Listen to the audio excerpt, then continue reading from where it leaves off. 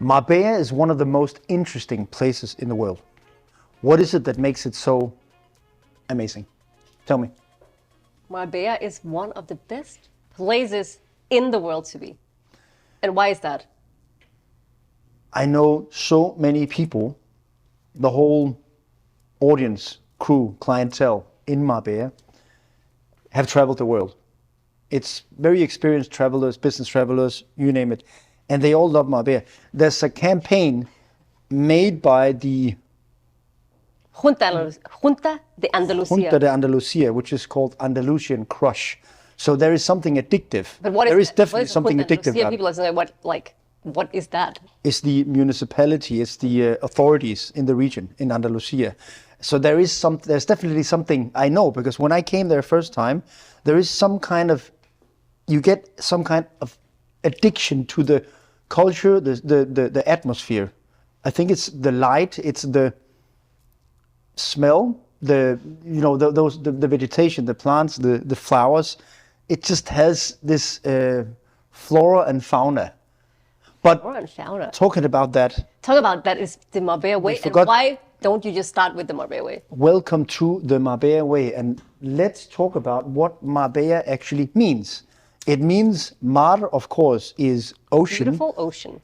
Beautiful ocean. And it was actually a princess who once stood on a hill back in the 60s, I believe, or 50s, back in those days, looked over the ocean. I will look up the year and write it below, and said Marbella, beautiful ocean. And so why is Marbella one of the most interesting places in the world? Can't fall to love that sound. How can that be possible? I don't know. Think about how many places you can go in this world. Why do we keep referring to this place? Is it just because we spent 13 years there, or is it real? What do you think? This is completely real. There's no fake news about anything in Marbella. Marbella is real. And when you are there, you will feel the vibe. The vibe. Today we're going to talk about in love with Marbella. Two icebreakers. One is parking. Something it sounds almost boring, but it's actually a great topic to talk about parking. Like, parking tickets. Signs from and above. What do you do when you get a parking ticket? That's I have many good stories about parking. One of today's icebreakers. I love that. And then we're going to just talk about the documentary, if it deserves that description that Piers Morgan made, the British journalist. And then we're going to talk about real estate, the real estate market. How do you live there? Where do you go? What do you buy? What do you do? So let's start with the parking. What do you have to say about parking? There's a lot of things to say about parking, but you can be Why sure is that a thing to talk about in Marbella? If you get a fine, things will happen. You can be late to some things, and you can stand in line in the supermarket, and people are buying hundreds and thousands of stuff, and oh my God, I missed my parking ticket. And what happens if you do that in Copenhagen? So, they will be with a ninja, around the corner. Somebody will wait around the corner, and if you're 10 seconds overdue, you'll get fined not only a normal fine, but like a $200 fine. Destroy your whole economy just by parking 2 minutes. I remember once in Copenhagen, we got a speeding fine. You were allowed to drive 50 kilometers per hour, and we were driving 51. 51. Like 15 miles or something. And it was taken from the cart like this. So that's welcome to the digital. Welcome to the digital society. But I'm happy to say that in Marbella in Spain, it's the old society, and there are people there, people with a good faith in other nice people, right? People who care about you. You can actually talk with them. You can actually talk with them. You can be late, and if you are late in Marbella, you have a little. Oh, you get a fine. Oh, that's a shame. You can go in that. What do you call that? The parking meter, or what do you call it? And you can cancel it.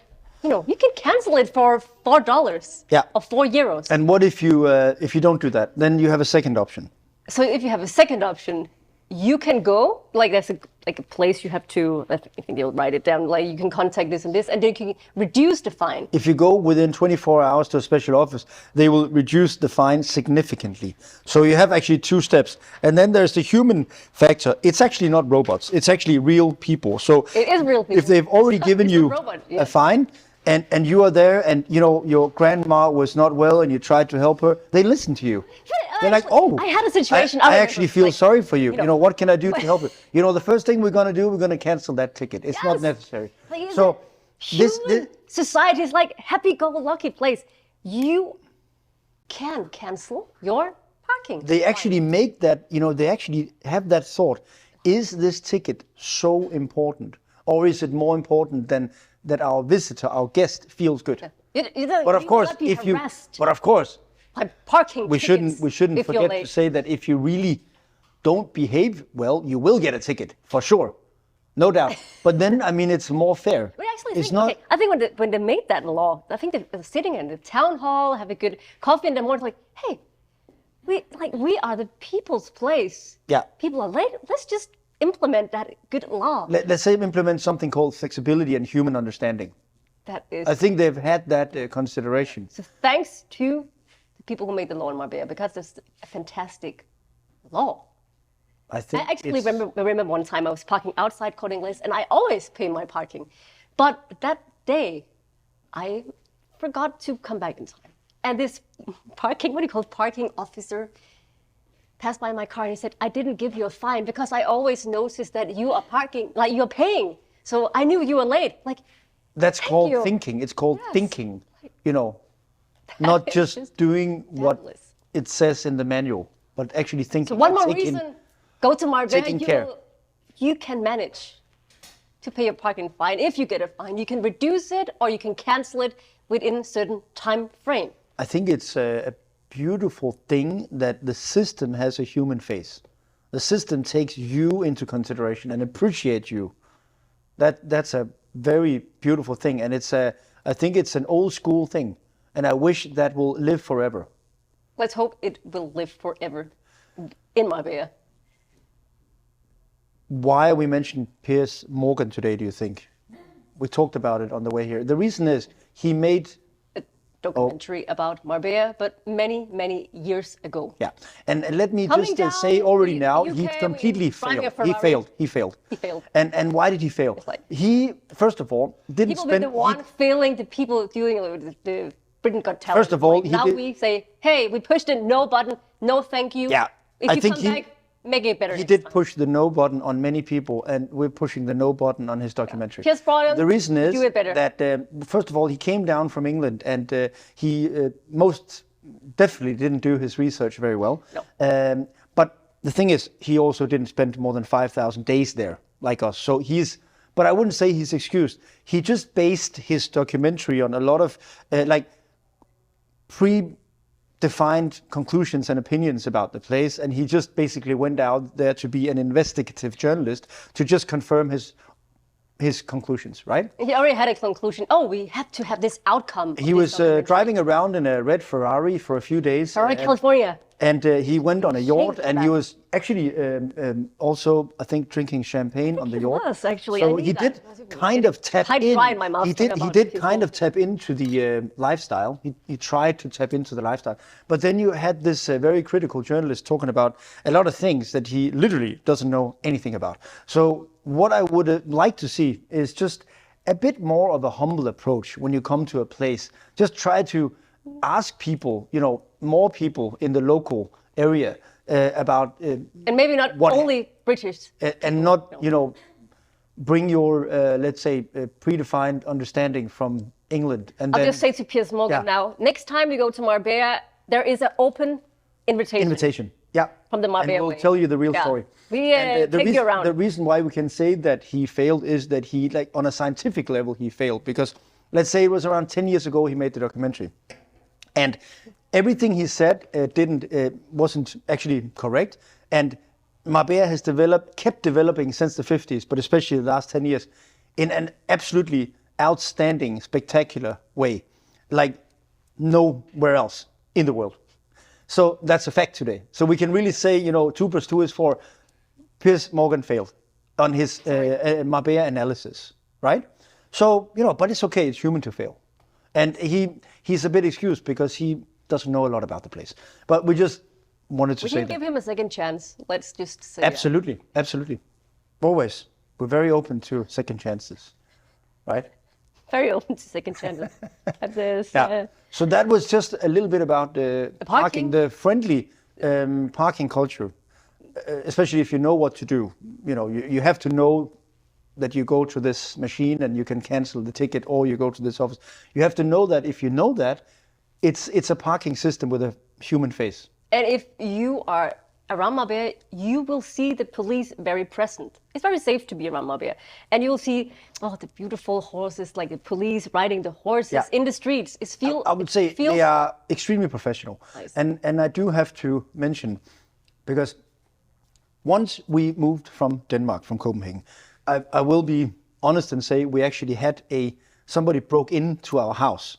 And we were at Christmas Eve. Christmas Eve. Yeah, and it happened on Christmas Eve, and literally, more or less everything was destroyed. Yeah. Everything was taken. Everything, and even they, Let's not talk too much about it, because then it brings up that memories. Definitely. But that was actually part of the. They even have reason. It was part of the reason that we said, okay, let's go on. We have to go somewhere to digest this, and we actually went to Thailand. One of our favorite places in the world. Yes. And we were walking on the beach, and then suddenly I got a brilliant idea walking on the beach. You have to say it yourself. And I ask you, when we come back to Denmark, would you like to move to Spain? And you said, yes, let's do it. That's it. And we packed our suitcases and we did it in 2011. So that's what we did. But back to... the police and safety in Marbella. Yeah, let's just finish that. They have 3 different police. But I don't know why we are around with these houses and robberies. That was because then when we came, that was just because when I turned it in, nothing really happened. They didn't really care about it. So, but when we came down to Marbella, I was traveling at the time, and you were in the house, and somebody pushed the panic button, and the Guardia Civil was in the house within 6 minutes. And it was in the middle of the night. In the middle of the night. They came in pickup trucks and jumped. And I couldn't speak a word of Spanish, and I was like 6 or 7 policemen who couldn't speak a word of English. So it's like they're doing sign language. It's like, don't you speak Spanish? It's like, no, I just come here. And that was in Guatemala. Like, why you are 7 grown-up men? Why don't you speak English? Yeah. But that changed actually. Now so they speak the point is that they actually care and they actually protect people. So it's a very people definitely be in good hands. Yeah. In Marbella. So now to the other big topic of today, because Marbella doesn't have that many industries, of course. There is real estate, and then there is real estate and real estate, and then there is hospitality, of course, and that includes everything from hotels to cafes to restaurants to real estate to real estate and to real estate. Yeah. And why is it so big, the real estate? Of course, because everybody wants to live there. So and it's definitely one of the competitive markets in the world. And if you see it from, let's say, a map, like the density of the place, how it developed, buildings, apartments, houses since the 50s. It's just, but the great thing is it's such a huge area. If you take the whole stretch from Malaga and all the way to Gibraltar, let's say it's around 100 kilometers. So that whole stretch, there's so much space. I mean, Andalusia is like several times bigger than Denmark. So the area we're talking about is like, it's big. So there is enough space, which is great. But on Costa del Sol, the Sunshine Coast, we have 1.6 million people today. So it's just been developing from Torremolinos, which is 5 minutes from Malaga, and all the way towards the west. And then we come all the way to Marbella, and then we talked about the Golden Mile. And then after the Golden Mile, further west, we have the new Golden Mile between Estepona and Marbella. So when we talk about real estate, we talk about this golden triangle. We have Estepona a bit towards the west, then we have Benaviz a bit up in the mountains, and then we have Marbella back on the coast, but on the east side. So that golden triangle, the square meter prices in Estepona is around 3,300 euros per square meter. In that area, Estepona, Benaviz, around 5,000, and Marbella, 5,500. So Marbella, the highest price per square meter, but the other places are amazing too, but a little bit less pricey. So What can you say about what would you say about the real estate market if you had to educate somebody from scratch? That is a very competitive market, and you have to definitely live in Marbella and be there at least a year to understand the game there, because it is a jungle. There is more real estate agent that I think you will find anywhere else in the world, compared to, how small Marbella is. With many different nationalities, because a lot of the... So you actually have, if you are an agent, you will have almost all the properties and villas listed at your real estate shop or entity. The thing is that it's a non-exclusive market. There are exclusive listings. There are agents that has exclusive listings. But the thing is, it's a normal thing, and it's actually a great thing. It just makes the whole market so dynamic that people collaborate. And it's just, you can't have, like, I don't know, 30,000 keys in your office. Is impossible. That's so not possible. You have to collaborate with people. So we have this. We have a buyer's agent and a seller agent. Of course, that can also be the same. But in many cases, one agency brings the buyer, and the other agency brings the listing or the house or apartment for sale. That's a very normal setup, and it works extremely well. Whereas in Denmark, for example, if you go to a real estate agency in Copenhagen, you will have to go to all the real estate agencies to actually understand the market, because they all have different listings. Yes. Whereas as a real estate agent, it's actually not about having access it's more about, do you have trust in that person, in that company? Do you feel that you are confident with their service, their professionalism, and are they friendly? Do you like to be around them? Do they know something about the area? That's what matters. So it's not actually the access to real estate. That's the second analysis. You need to basically take a view on the preferences of the client and find out. The first thing you have to find out is, do you want to be, there are different dimensions. One dimension is, do you want to be a bit up the mountain? In Estepona, the mountain, one of the main mountains is called Sierra Bermeja. In Marbella, the main mountain is called La Concha.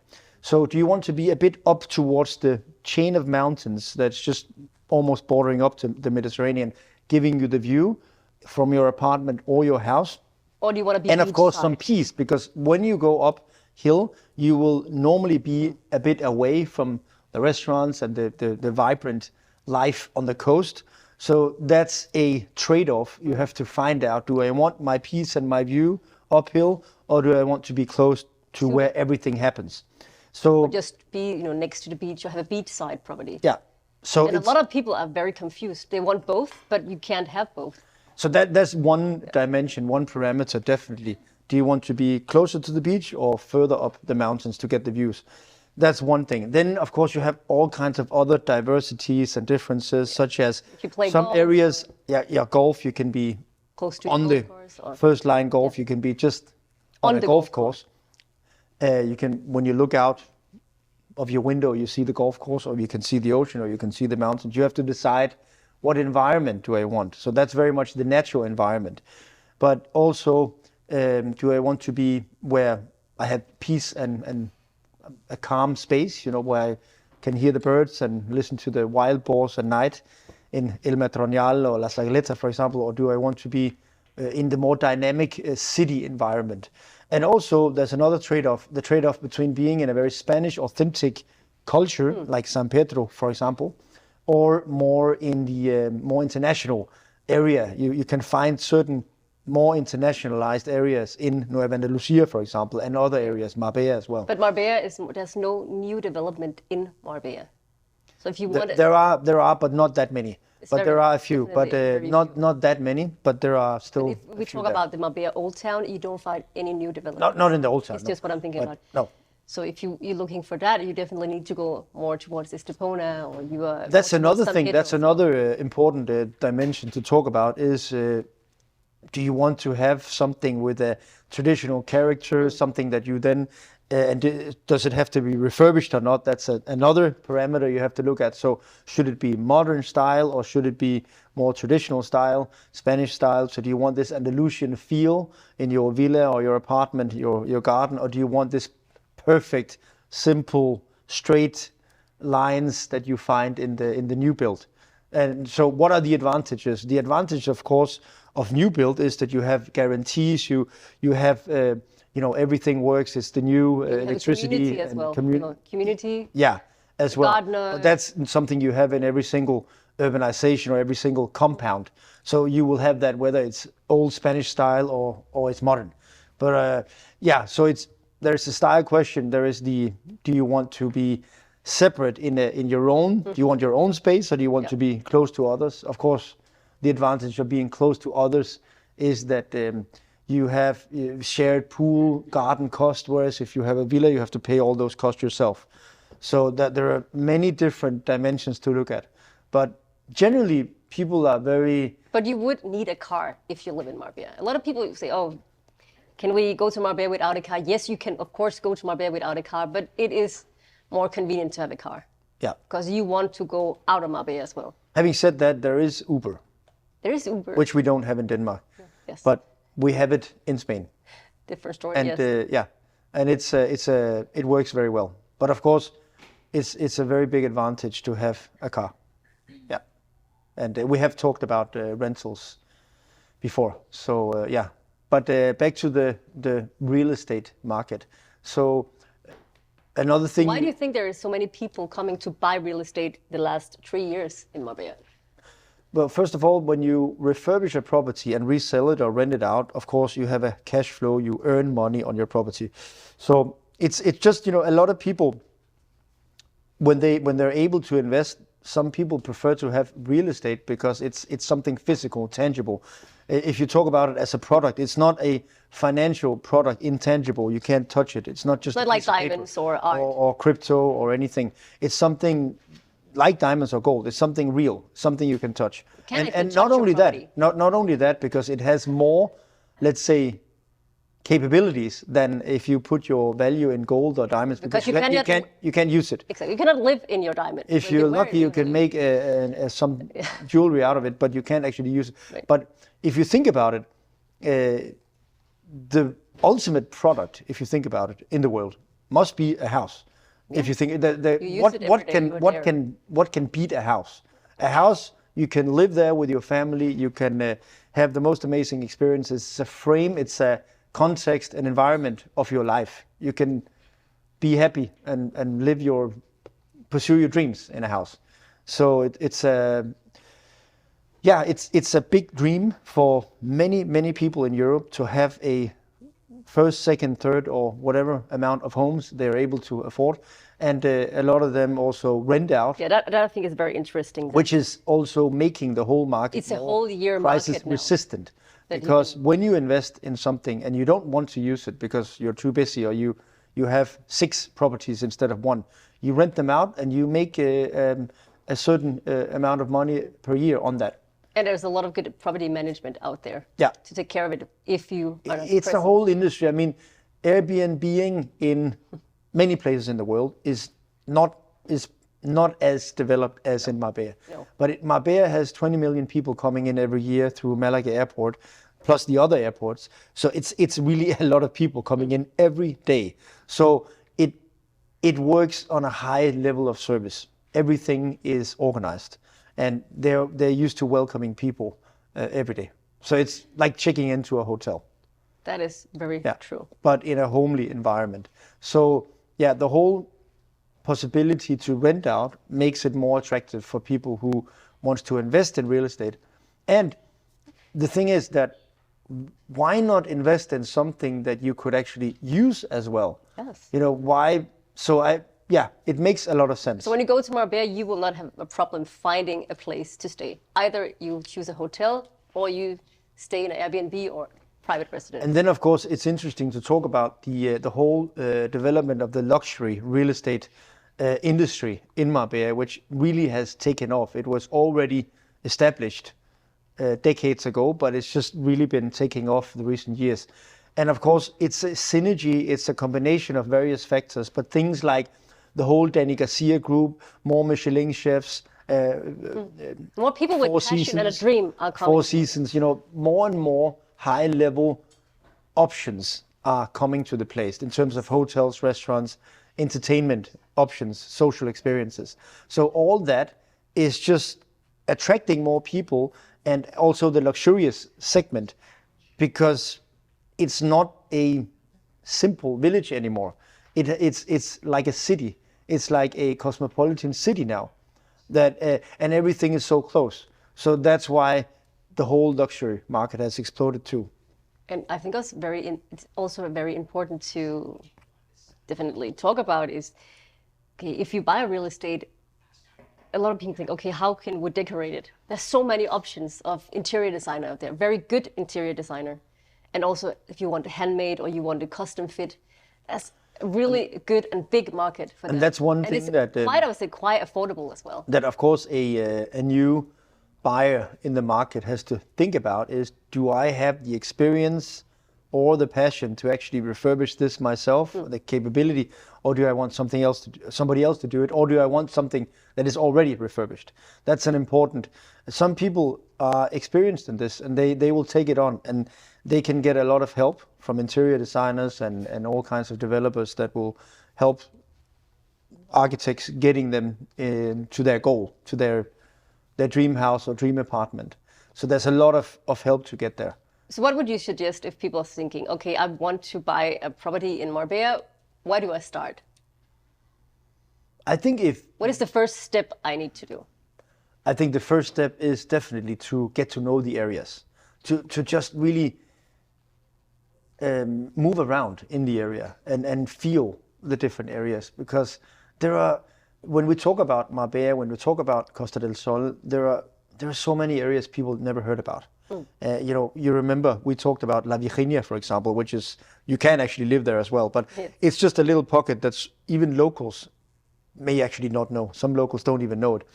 So there are 100 small areas that are absolutely outstanding. So you have to see the main, and then you will soon find out what is it. It's important to actually also get to see some examples of real estate where you'll say, people know instantly, this is not for me, this is not interesting, it's not what I'm looking for. So sometimes the other way around is to say no 10 times.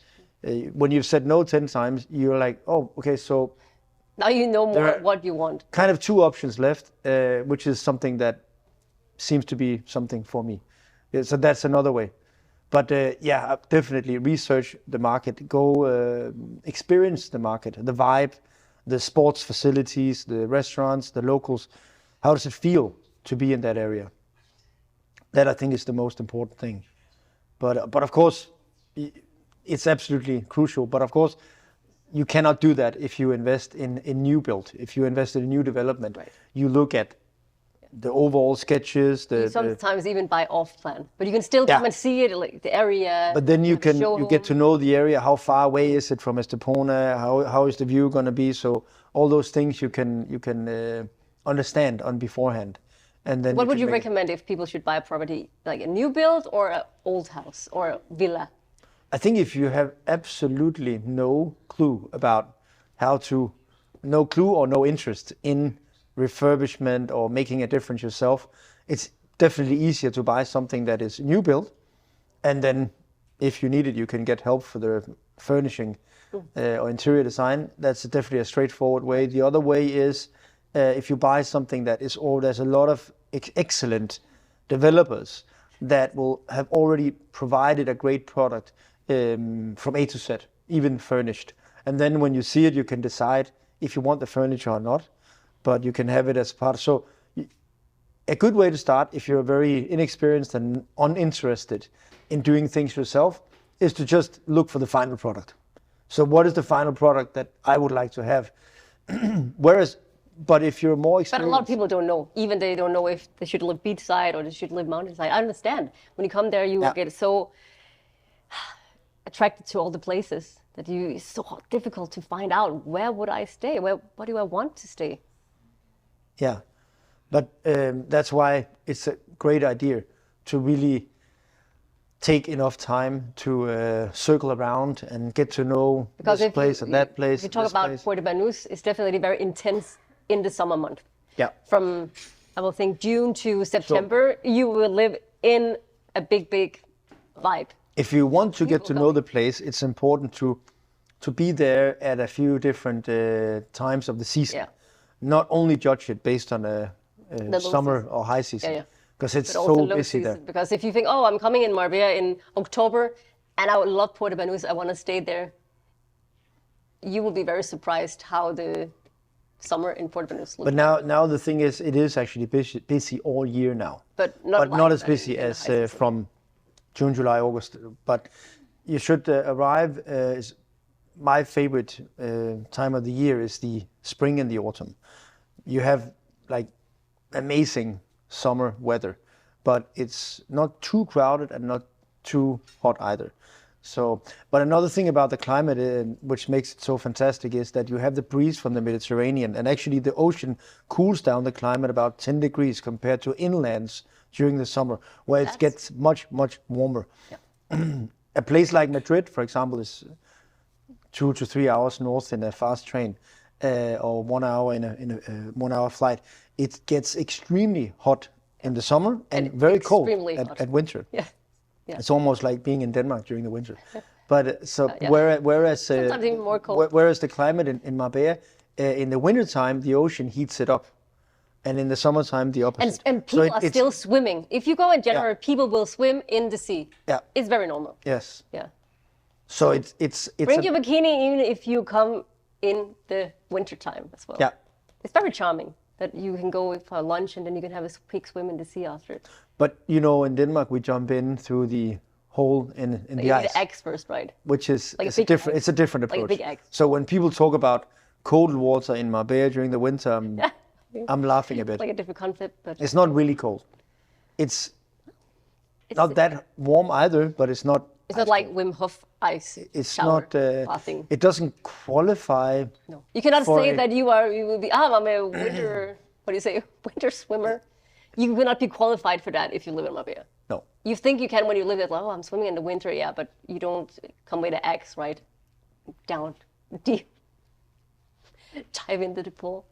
One of the cool things talking about swimming is that some of the more professional or cool swimmers, they like to swim between there's a pier coming out at Puente Romano, and there's the bridge at Marbella Club, and it's about 1,000 meters. So they love to swim that stretch. They know that that's about 1 kilometer, and you just see those people swimming out there. It's pretty cool to swim in the ocean. I just remember that they also have and it's not too cold. Sometimes there, Ironman in Marbella is also there sometimes. Yeah, that's right. I was thinking about it when we talk about swimming. So let's go back to talk a little bit more about the main topic, real estate. And let's mention that another parameter that just comes to my mind you have to think about is, do you want to live in a city or do you want to live on the countryside? Because you can do both, and you can be close to everything, but you have to make a choice. So let's say you really wanted a city apartment, then you might want to go to Malaga even, right? You can have, if you're in the Marbella area, you can also choose places in Nueva Andalusia, even in San Pedro, Marbella, other places where you feel like it's a city-like vibe. Yeah.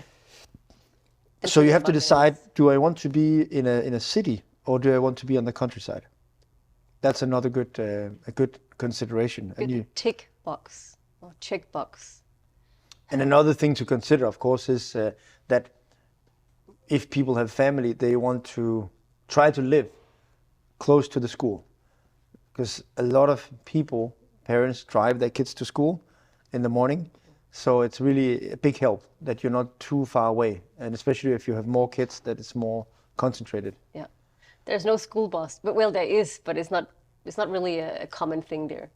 I think if you live in the other part and you go to the German school, I think there is a school bus or something, but I think most people will drive the kids to school. Yeah.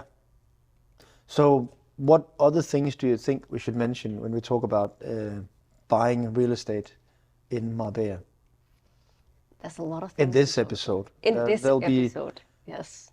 Quite a lot more? I think the most important for me when we start to live in Marbella is to find the agent that you are in line with, that understand what you want. Because there's a lot of agents out there and they are not all in for your best interests.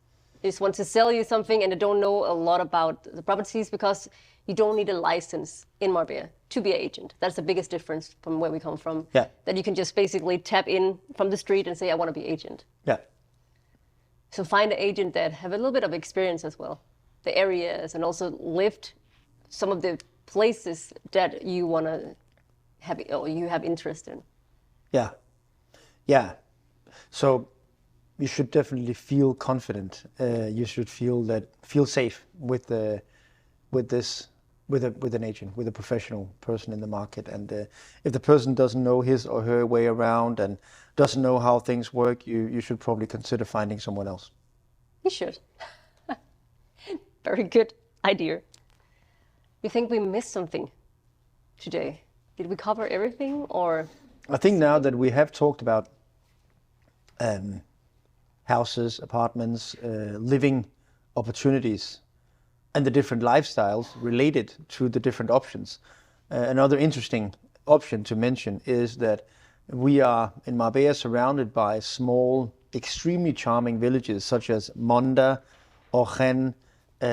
Ronda is a bit further up, but those small villages, even Benavis Pueblo and other Mijas towards the airport, Mijas Pueblo, you have, of course, small Casares, which is just west of Estepona.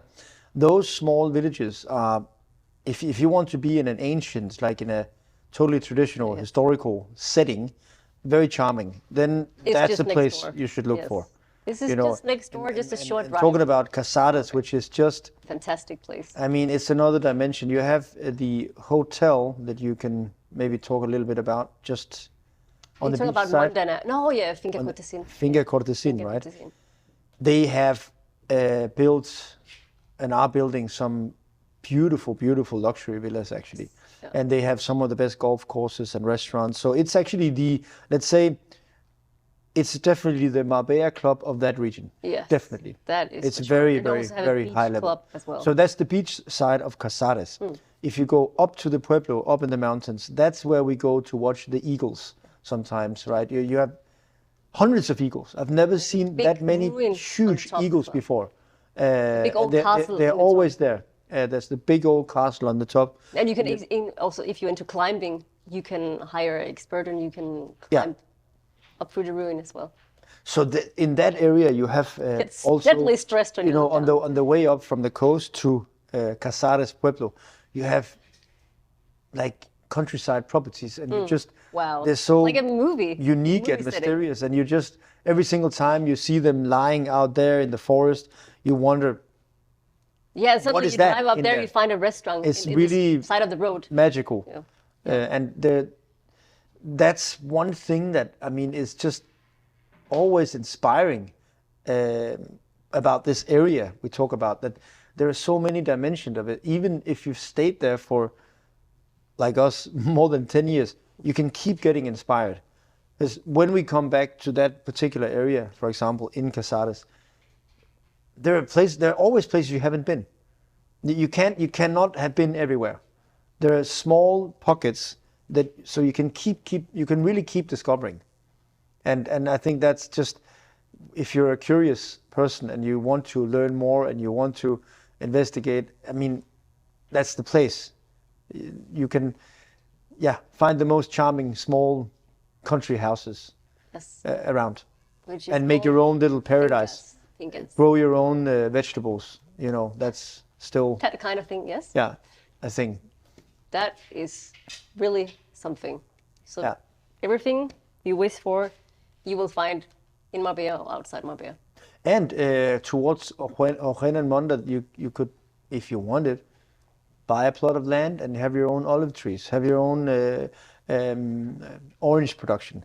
The whole countryside around Marbella is full of those places.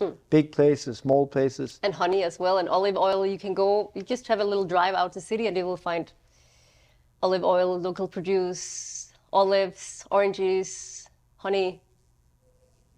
I just have this place in mind when we go towards Soto Grande, right? The Polo, the Little Argentina area. You go uphill from there to the castle, you remember? Castelar de la Frontera. Yes. Which is, we have to talk about that next time, because that is a very, very It's a unique, fairy tale in itself. yeah, Yeah. historical It's this. People are still living up there in that old castle. I think it's even 800 years old. It's something just like this. I mean, that's another thing. That it's just this. There's a certain dimension, level of unpredictability, some excitement about the place because there are stories and there are like this mystery. You won't find that in many places, such as, again, in Scandinavia, everything is extremely well organized and it's very predictable. And it works chaos very is well. amazing. It Chaos. works like a machine, but it's not that exciting, that machine. It doesn't mean you can, that's another thing. You can still find absolutely amazing places and restaurants in Copenhagen, top places for sure.